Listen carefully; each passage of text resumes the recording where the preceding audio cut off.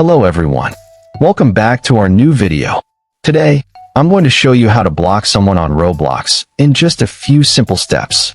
If you are searching to block people on Roblox mobile, you have come to the right place. But before we jump into it, don't forget to like this video and subscribe for more helpful tutorials. I've also added some useful tools and apps in the description, so be sure to check them. Alright, let's get started.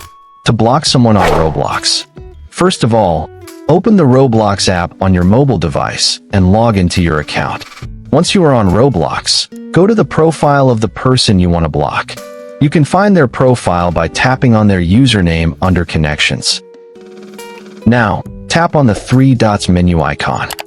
This will open a pop-up menu with different options. From the menu, select Block. A confirmation message will appear asking if you are sure you want to block them. Tap on Block to confirm. Now, the person will be blocked and they won't be able to send you messages, follow you, or join your games.